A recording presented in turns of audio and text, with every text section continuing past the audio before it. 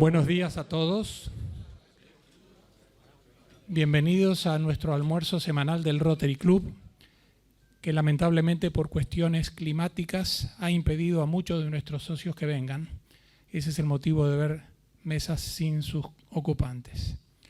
Vamos a saludar a la bandera argentina, a la bandera del Reino de España, a la bandera de la Ciudad de Buenos Aires y a la bandera rotaria. Tomen asiento, por favor. El secretario honorario va a proceder a la lectura del informe de Secretaría. Informe de la Secretaría del 20 de marzo de 2024. Sí, vengo de hablar en otros recintos donde no le prestan a uno tanta atención. Bueno, no hace falta tanto. Señoras, invitados especiales, amigos rotarios, muy buenos días. Preside la reunión de hoy nuestro amigo Juan Insúa. El orador de la fecha es el licenciado Francisco de Santibáñez, titular del CARI, quien disertará sobre la estrategia de la Argentina en el nuevo contexto internacional. Santibáñez será presentado y entrevistado por la periodista Clara Mariño, quien también coordinará las preguntas que se le formulen. Los socios invitados que así lo deseen podrán hacerlas llegar a través del celular del club. Los acompañamos en la mesa cabecera Juan Pablo Maglier, Juan Eduardo Fleming, ambos miembros del CARI, Pablo Pesie, Eduardo Chetman, Cristian Sicardi, Ricardo Aguirre, Antonio Marín, Eduardo Conesa, Emilio Varela. Estaba invitado Alejandro Colombo, pero no sé si ha llegado todavía, del Gobierno de la Ciudad, invitado por Juan Pablo Maglier. Especialmente invitado nos acompaña el señor Christoph Schwarzenbach, invitado por Aldo Álvarez, y, como les decía, Alejandro Colombo, invitado por Juan Pablo Maglier. Contamos también con la visita de Björgólfur Thorsteinsson, del Rotary Club de Reykjavik de Islandia,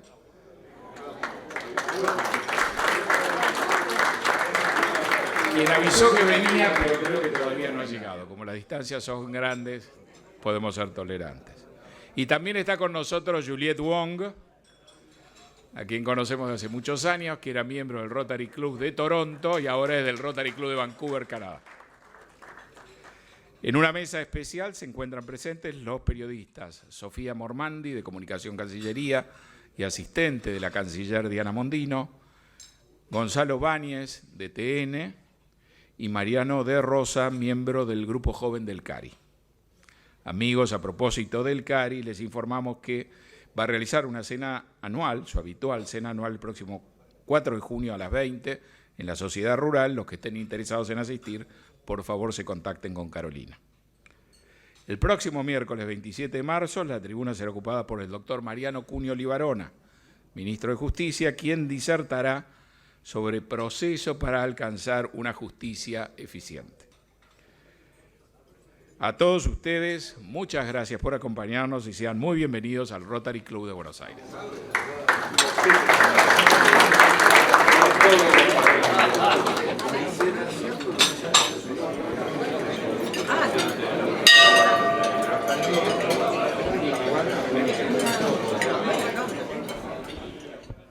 Hola, buenas tardes. Nuestro orador de hoy es el doctor Francisco de Santibáñez, presidente del Consejo Argentino para las Relaciones Internacionales, profesor de la Universidad Austral y autor de varios e importantes libros, entre ellos La Argentina y el Mundo, La Rebelión de las Naciones, La Argentina después de la tormenta y Estrategia Argentina. Francisco, un placer escucharte.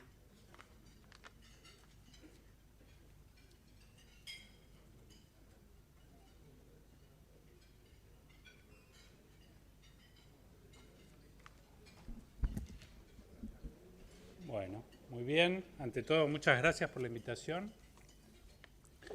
Lo digo a título personal y también como presidente del CARI, que son dos instituciones, dos organizaciones con una relación histórica muy cercana, empezando por Carlos Manuel Muñiz, nuestro fundador, y con la que compartimos muchos miembros, varios de ellos presentes hoy con nosotros. Me gustaría empezar hablando primero un poco del CARI, porque creo que esta también es una oportunidad de estrechar lazos entre las dos instituciones. El CARI fue creado en 1978. Carlos Manuel Muñiz había sido canciller de la República, embajador en Estados Unidos, y tomó la idea del Consejo de Relaciones Exteriores de Nueva York, del Consejo de Chicago, para traer esa idea a Argentina y crear un ámbito en donde los miembros de la clase dirigente argentina con interés en la política internacional y la política exterior argentina discutieran, dialogaran y llegaran a consensos. El CARI ha cumplido a lo largo de la historia distintas funciones. Diría que una primera es un lugar de estudio, de reflexión. Tenemos 28 comités que estudian regiones del mundo o temáticas de la agenda internacional, como puede ser desde la energía nuclear hasta el derecho internacional, seguridad internacional, la economía internacional. Algunos de los comités geográficos a la vez tienen dentro grupos de estudios de países. Por ejemplo, el Comité de Asuntos Asiáticos tiene 8 grupos de estudio de distintos países. Pero el CARI también ha jugado un rol en la diplomacia argentina a lo largo de la historia, como sucede en muchos países cuando se busca mejorar la relación con otra nación y no se puede hacer directamente a través de los gobiernos. Muchas veces los gobiernos lo hacen a través de sus think tanks de política exterior. El CARI jugó un rol por pedido de Alfonsín a Muñiz en la transición en Chile, jugó un rol en el acercamiento con Brasil a principios de los 80, y el caso más conocido quizás haya sido con Gran Bretaña a través de una serie de conferencias con Chatham House, el CARI británico, en donde antes de que se restablecieran las relaciones diplomáticas con Gran Bretaña, estos encuentros que incluían a legisladores posibilitó un acercamiento concreto.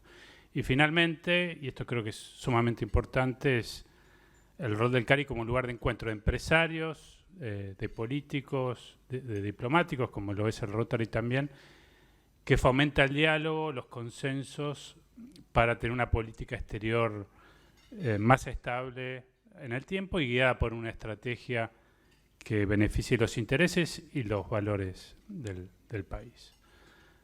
Asumí la presidencia en octubre y la nueva conducción, básicamente lo que estamos buscando es mantener y fortalecer los valores tradicionales del CARI, ligados por Muñiz, pluralismo, la defensa del interés nacional, pero a la vez encarar un proceso de modernización para tener mayor incidencia cuando creemos que es muy necesaria en la actualidad en la Argentina. El CARI es un lugar plural, tenemos distintas visiones, por eso lo que voy a hablar yo hoy un poco de cómo veo el panorama internacional, la situación argentina es a título personal. Lo primero que diría en ese sentido es, para describir dos fenómenos que me parecen importantes, uno que ya lleva bastante tiempo, otro que es relativamente nuevo o hemos empezado a tomar conciencia recientemente, y después me voy a centrar un poco más en los desafíos que tiene la Argentina en ese contexto. El principal fenómeno, creo que todos lo sabemos, es el crecimiento de Asia, empezando, si buscamos una fecha, quizás 1978 en China, con la implementación de políticas que buscaron abrirse al mundo, mayor presencia del sector privado, y eso llevó a un crecimiento notable de la economía china, más recientemente también de la economía de India, que fue acompañado por mayor gasto militar y mayor presencia política a nivel global. Esto, por ejemplo, ya nos ayuda a entender ciertos fenómenos de la agenda actual. Le hubiese sido imposible a Rusia, por ejemplo, mantener el crecimiento de su economía o evitar una caída muy profunda si no se hubiese producido este cambio en la distribución de poder global. A pesar de las sanciones que se le impusieron a Rusia, Rusia básicamente comenzó a vender sus principales productos de exportación hacia India y China, y de esa manera evitó sufrir un costo importante para su economía que la afectara militarmente. Este cambio en la distribución de poder llevó al mismo tiempo a un cuestionamiento de lo que se denomina el orden liberal. El orden liberal que fue llevado adelante por Estados Unidos y sus aliados después de la Segunda Guerra Mundial, que tomó aún más fuerza con la caída del muro de Berlín, diría que se centra en tres grandes pilares: la promoción del libre comercio, la promoción de la democracia liberal y, en tercer lugar, el uso de las organizaciones internacionales para resolver los conflictos y avanzar la cooperación internacional. Hoy esto en parte es cuestionado por las potencias emergentes, porque buscan un sistema, un conjunto de reglas, de normas que reflejen sus propios intereses y sus valores. Pero lo que es notable, este cuestionamiento también ha surgido desde Occidente, ¿no? Creo que el caso más claro es el de Trump en Estados Unidos, que se ha opuesto a muchos de estos pilares, pero la situación de crisis que le tocó enfrentar a la Unión Europea con la salida de Gran Bretaña es otro ejemplo que va en esa dirección. Cuando ocurren estos cambios tan profundos en el sistema internacional, los niveles de incertidumbre aumentan y con ellos los conflictos. Y yo creo que esto explica en gran medida la mayor cantidad de conflictos que estamos hoy observando en el mundo. Como les decía antes, el conflicto entre Rusia y Ucrania no hubiese sido posible sin el crecimiento de China en primer lugar y de India en segundo lugar. La situación en Medio Oriente y tantos otros conflictos, posible conflicto entre Taiwán y China, por ejemplo, también en parte se explica por el crecimiento del poderío chino. Lo que es interesante es que esta tendencia, en cierta medida, ha comenzado ha disminuido, y eso no estaba en los planes. Lo que estamos observando básicamente es un estancamiento relativo de la economía china por cuestiones coyunturales, pero también por cuestiones estructurales, que eso me voy a referir después, el tema demográfico, el menor retorno natural a las inversiones después de crecimientos tan altos y un incremento en el nivel de vida de los ciudadanos de China. Y por otra parte estamos viendo un crecimiento sorprendente en cierta medida de la economía de Estados Unidos comparada con sus pares occidentales. No está muy claro por qué. Acá probablemente juega un rol importante la inteligencia artificial, que ya estamos empezando a ver los resultados concretos de lo que puede ser una revolución productiva.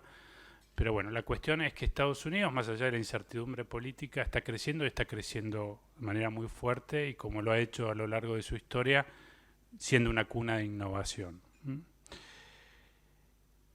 ¿Qué es lo que va a pasar en los próximos años en este gran fenómeno? Que diría, y la gran pregunta sobre el orden liberal, si se va a sostener o no, si estamos entrando en un sistema distinto, más parecido al del siglo XIX, en donde los valores liberales van a estar más cuestionados por distintas narrativas. Yo creo que esto va a depender en gran medida de los dos grandes actores del sistema internacional, que son China y Estados Unidos. Por mucho son las principales potencias en lo económico. Si bien una diferencia muy grande por parte de Estados Unidos también en lo militar. Y esto es muy importante, en lo científico y en el conocimiento, la distancia entre Estados Unidos y China y otros actores internacionales es muy grande y creciente. Como les contaba antes, China está enfrentando nuevos desafíos. El principal es la baja de crecimiento, que se le suman a otros problemas estructurales que tienen, la falta de aliados en su región. China creo que está rodeada por 14 países, lo tiene muy cerca un país del poderío de Japón, y genera temor, básicamente, el crecimiento. Entonces, a diferencia de Estados Unidos, que cuando se convirtió en la gran potencia mundial, estaba rodeado por dos estados relativamente débiles como México y Canadá y dos océanos, China tiene una situación geopolítica mucho más compleja. Otro dato no menor, que a veces nos olvidamos, China no tiene experiencia de combate. El último enfrentamiento militar fue a fines de los 70 con Vietnam. Y más allá de la inversión en defensa, es muy importante la experiencia militar, ¿no? que es donde se prueban los armamentos, donde terminan de adquirir conocimientos el cuerpo de oficiales, etc. Por el otro lado, Estados Unidos y sus aliados han estado de forma continua en misiones militares que le han dado esta experiencia, y yo creo que este es un punto no menor. Beijing tiene por delante algunas decisiones sumamente importantes. Está la especulación sobre Taiwán. Si Beijing va a tomar la decisión de invadir Taiwán, unificar el país, como dirían las autoridades chinas. Acá hay un punto importante, es la complejidad desde el punto de vista militar de una operación de ese tipo, por una cuestión geográfica, hay distintos... hay varios factores que indican que sería sumamente dificultoso llevar adelante esa operación. Por el otro lado, como ha pasado en otros momentos en la historia, si las autoridades chinas ven que su ventana de oportunidad se está cerrando, porque el crecimiento de China no va a ser tan alto como se pensaba, ya no es una economía que crezca al 6-7%, sino al 3 o al 4%, puede llegar a haber una percepción de que este es el momento. Y ese sí sería, para países como Argentina, un drama, porque un conflicto como el de Ucrania y Rusia no nos afecta directamente. Un conflicto entre nuestro principal socio económico, como lo es a veces China, y nuestro principal, el principal actor militar y político de nuestra región, sería un drama para la Argentina, y es un tema que tenemos que seguir muy de cerca y tenemos que tener una estrategia en el caso de que eso ocurra, como por ejemplo no sucedió con la decisión de ingresar o no al BRICS, ¿no? Que básicamente la dirigencia argentina se enteró sin tener ningún consenso anterior, sin haber tenido el diálogo necesario para tener una estrategia consensuada como país. El otro gran actor es Estados Unidos, como le decía, está mostrando un dinamismo muy importante. Estados Unidos ha tenido una capacidad de resiliencia sorprendente. En los 60 y en los 70 se acordarán la derrota en Vietnam, asesinatos de presidentes, candidatos a presidentes, manifestaciones en la calle, y a pesar de eso Estados Unidos logró progresar y volver a ser una clara potencia mundial indiscutida.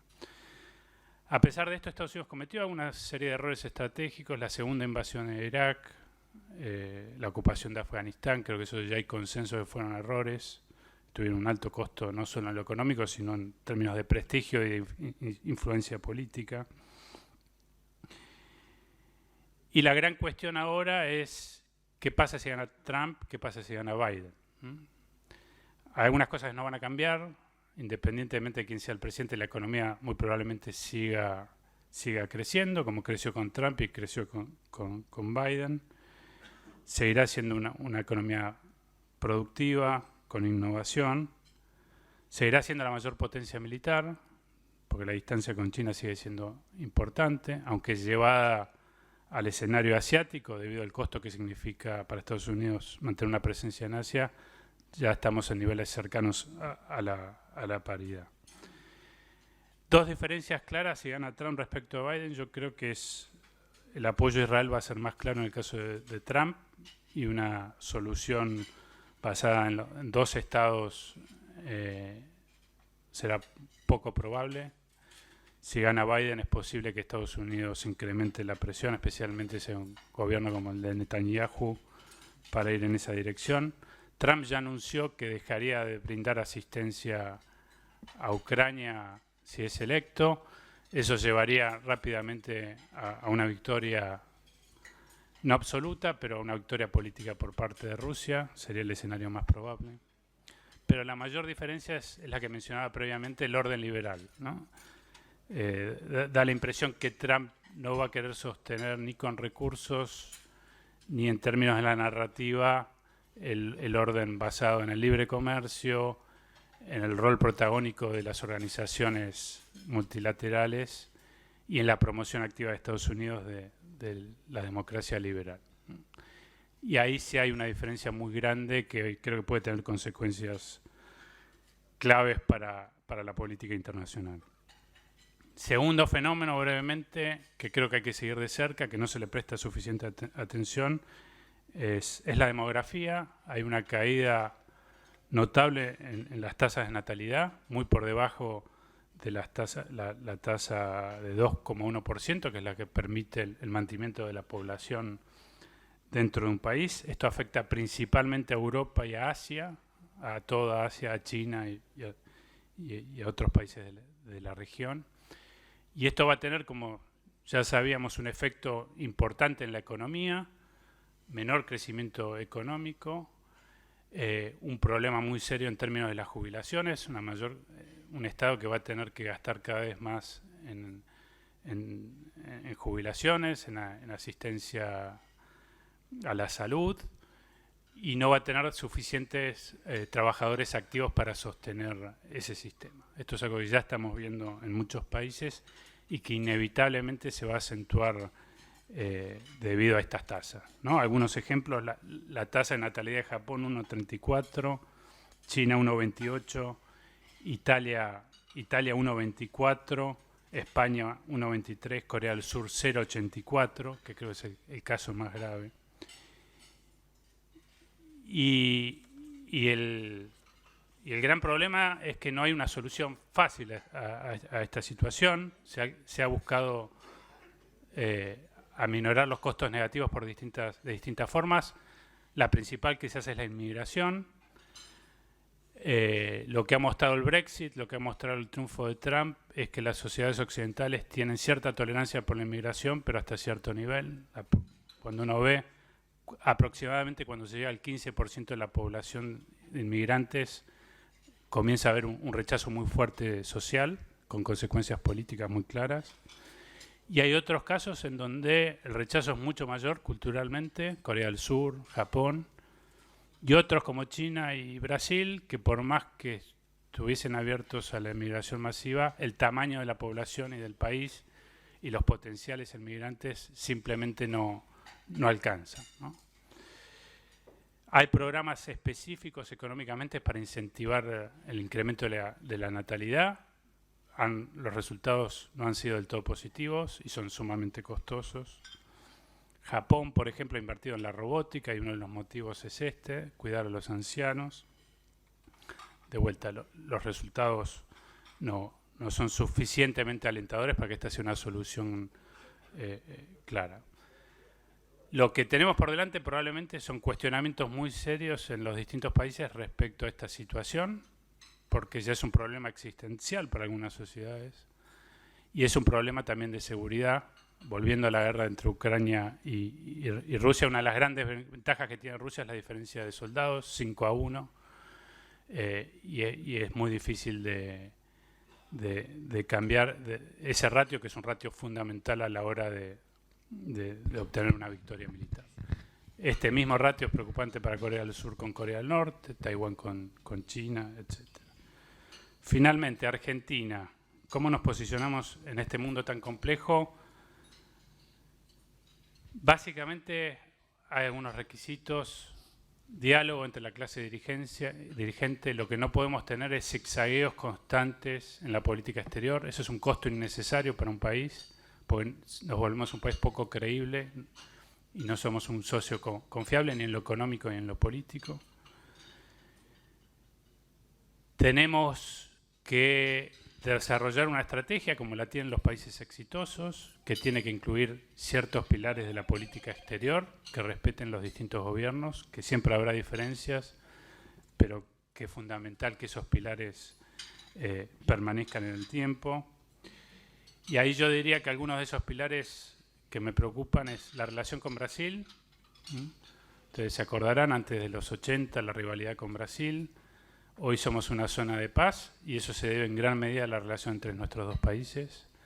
Hoy los nexos económicos son menos que en el pasado, el diálogo político es menos que en el pasado, y creo que ahí también la sociedad civil tiene un rol fundamental que jugar. El multilateralismo, el peor escenario para un país que no es una potencia es que o haya un conflicto directo entre las dos grandes potencias, como China y Estados Unidos, o que China y Estados Unidos decidan dividirse el mundo y uno no tenga voz ni voto. Y una forma de evitar esto es el multilateralismo, la participación activa de Argentina en las discusiones internacionales y en la búsqueda de soluciones a las amenazas que enfrenta el mundo, y también, y me gustaría terminar con eso, aprovechar las oportunidades, ¿no? Es un mundo complejo, pero a la vez es un mundo que le brinda enormes oportunidades a Argentina en lo económico, energías tradicionales, petróleo, gas, renovables, litio, recursos humanos, inteligencia artificial. La revolución científica, un país como Argentina la debería favorecer en términos relativos. Entonces las oportunidades son muchas, hay que apostar a mantener buenas relaciones con nuestros vecinos, con Estados Unidos, en la medida posible con China, y esto es un punto que la canciller ahora está, de hecho, en Asia, llevando adelante esa estrategia, firmar la mayor cantidad de acuerdos comerciales de inversión que sea posible, lo cual es difícil porque llegamos tarde, a diferencia de Perú o Chile, que se armaron su red de acuerdos con el resto del mundo. Argentina y Brasil llegan tarde a esta discusión, y hoy el mundo se ha vuelto más proteccionista y esto se ha vuelto más difícil. Pero yo creo, de vuelta, acuerdos como el de Unión Europea, Mercosur, entre otros, sería la llave a lograr ver mayores inversiones en el país, un incremento en la productividad y, en última instancia, una mejora en la calidad de vida de nuestros ciudadanos. De vuelta, el rol de la formación de dirigentes, creo que el CARI, el Rotary juegan un rol importante, tanto en esto como en el diálogo que se tiene que dar en la dirigencia para llegar a ciertos acuerdos básicos para la política exterior argentina. Muchas gracias. Francisco de Santibáñez, muchas gracias. Tengo algunas preguntas. La primera de ellas es, ¿cómo ve a la India? ¿Qué rol le adjudica a la India en el nuevo diseño del mapa de poder mundial? Bueno, ahí cuando hablaba de la distribución de poder, claramente las dos principales potencias son China y Estados Unidos. Esto, si uno busca poder económico, militar, influencia política, hay muchas formas distintas de medirlo.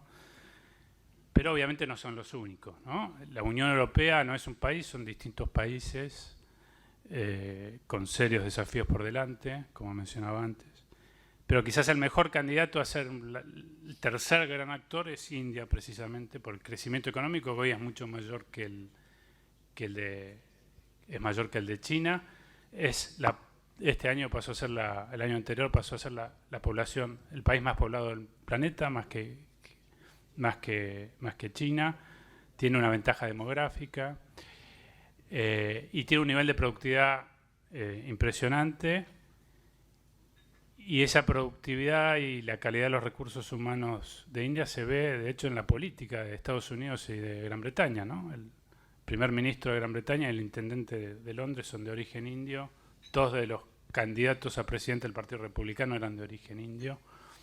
Y esto es otro punto interesante de India, es la influencia de la diáspora india en las élites de otros países. El tema es que India también tiene muchos desafíos, si bien ha hecho progresos, infraestructura,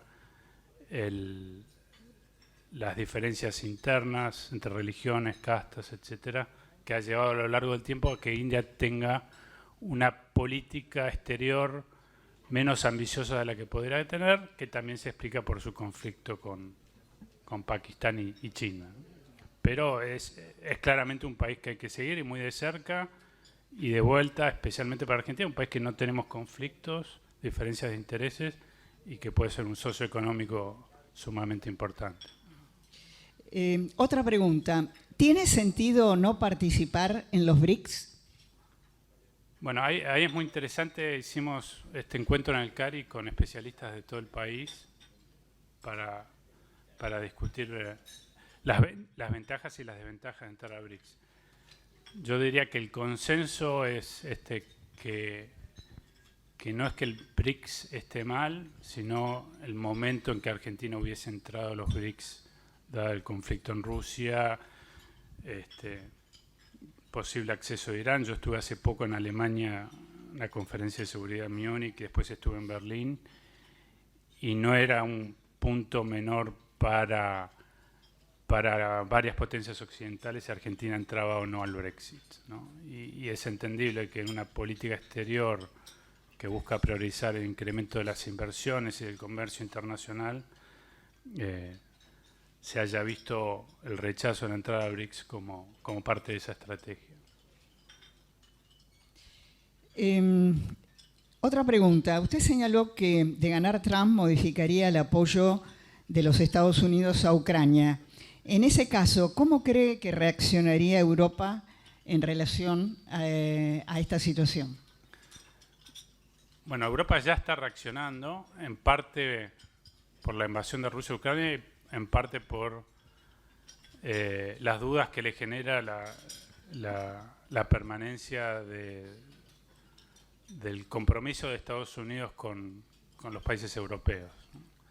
Y la forma que está reaccionando básicamente es incrementando de forma notable el gasto militar. Hay una discusión interna respecto a qué grado de autonomía podría tener Europa, que en cierta manera la lidera Francia. Es interesante que el poder económico militar potencial que tiene Europa comparado con Rusia es abismal, ¿no? Europa en teoría no debería temer una invasión rusa desde el punto de vista militar. Pero en cierta medida es cierto que los europeos se dejaron estar, confiaron en el apoyo absoluto de Estados Unidos, y esta crítica de Trump a la falta de gasto militar europeo no es nueva. Empezó, de hecho, hablamos en la mesa sobre Kennedy. Ya Kennedy demandaba a los aliados europeos que incrementaran el gasto militar. Y en el caso que gane Trump y decida tomar cada vez más distancia de la OTAN y de sus aliados europeos, yo creo que el paso natural es un incremento todavía mayor del gasto militar y una consolidación de la industria de la defensa europea, ¿no? Un problema que tiene Europa es que cada país quiere mantener su autonomía, lo cual es lógico en términos de defensa, entonces se replican los aviones, los tanques, hay poca colaboración en ese sentido, y seguramente se va a ir en esa dirección. Una nueva pregunta. ¿Cómo evalúa usted la política exterior de Argentina en relación con el conflicto China-Taiwán? Bueno, ahí yo creo que hay que ser sumamente cuidadoso, esto lo mencioné antes, pero el potencial costo que tenía para Argentina rechazar la invasión rusa, que tiene que ver con la tradición argentina, más allá de un análisis de costo-beneficio, era bajo. Rusia, creo que tenemos menos del 2% de nuestro comercio es con Rusia, la presencia política de Rusia en Argentina es poca. Este no es el caso de China. China muchos años es nuestro principal socio comercial, muchas veces es el país que está dispuesto a hacer inversiones en infraestructura, cuando a Occidente le cuesta mucho hacerlo. Entonces, es de vital importancia para Argentina mantener buenas relaciones con Estados Unidos y hacer todo lo posible para tener buenas relaciones con China, ¿no? Llegado el caso de que haya un conflicto entre las dos potencias y Argentina tenga que tomar alguna decisión en términos de posicionamiento, que creo que sería una tragedia para nuestros intereses, pero probablemente suceda, habrá que tomar una decisión. Pero conflictos como el de Taiwán, de vuelta, si no tenemos un interés muy claro, tenemos que tratar de no involucrarnos directamente en este tipo de conflictos, ¿no? Francisco, ¿hay una crisis de liderazgos a nivel global? Sí, bueno, esto es lo que hablé la otra vez que vine al Rotary, ya hace unos años, de un libro que había escrito, La Rebelión de las Naciones.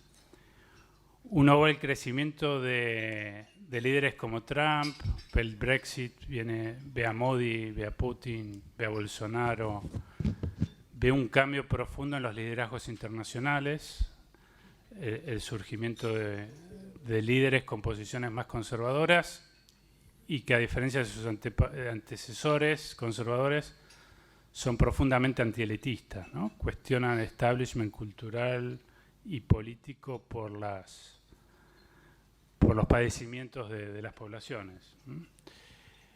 Y eso es consecuencia, yo creo, en gran medida del fracaso de los liderazgos de Occidente y del mundo, diría, que posibilitaron que surja esta alternativa. Pero un error desde la perspectiva de la clase dirigente, yo creo que es acusar a estos nuevos líderes de racistas, xenófobos,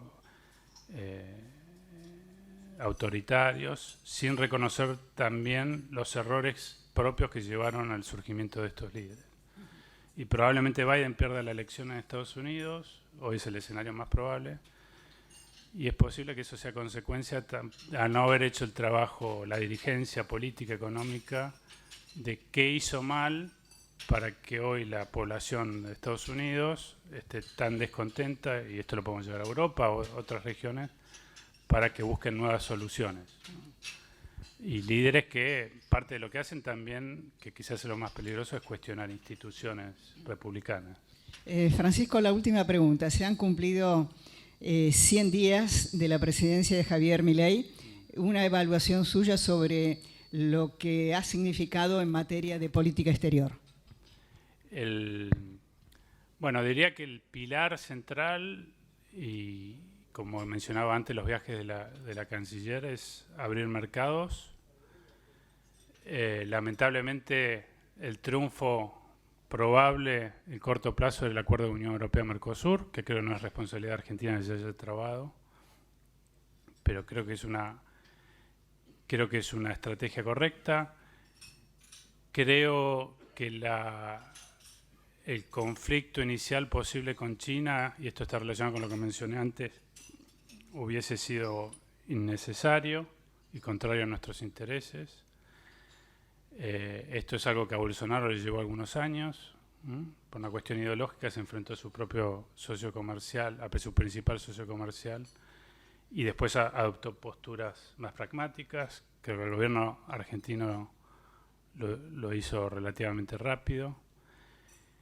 Y como mencionaba antes, creo que sigue estando pendiente la relación con Brasil, que no es un problema de este gobierno, es un problema de los últimos gobiernos, que hay poco diálogo político entre la dirigencia, entre los gobiernos y la dirigencia política. Hay diálogo, pero debería ser mayor, porque de vuelta, la relación con Brasil tiene que ver con la economía, tiene que ver con el gas de vaca muerta, exportarlo a Brasil, tiene que ver con el intercambio económico, pero también tiene que ver con la seguridad, ¿no? Un escenario donde hay conflictos fuertes entre dos potencias, la posibilidad que ese conflicto se traslade a nuestra región es alta. De hecho ya ocurre. El gobierno argentino tiene que tomar decisiones difíciles respecto a qué tecnología adoptar en términos de comunicaciones, si la de Estados Unidos o la de China, si aceptar un puerto con capitales chinos en Tierra del Fuego, si comprar aviones militares chinos. Entonces, de vuelta, muy importante evitar que se traslade ese conflicto, y la mejor forma de evitar que se traslade ese conflicto es mantener la alianza estratégica con Brasil. Más allá de las diferencias políticas de los gobiernos del turno, tiene que haber una política de Estado, y esto es un problema no solo en Argentina, sino en toda la región, que sin estas políticas de Estado va a seguir incrementándose los niveles de conflictividad en América Latina. Hoy son discusiones por Twitter entre presidentes, pero si no lo controlamos, el día de mañana se puede volver en algo más serio, y de vuelta también sería dramático para nuestros intereses. Francisco de Santibáñez, muchas gracias. Gracias.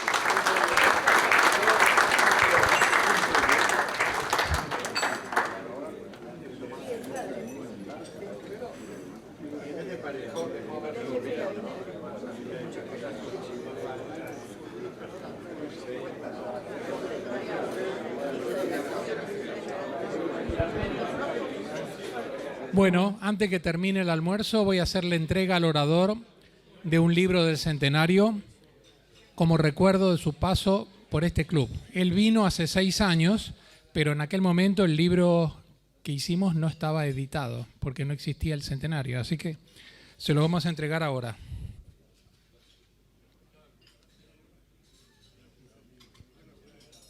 Un placer.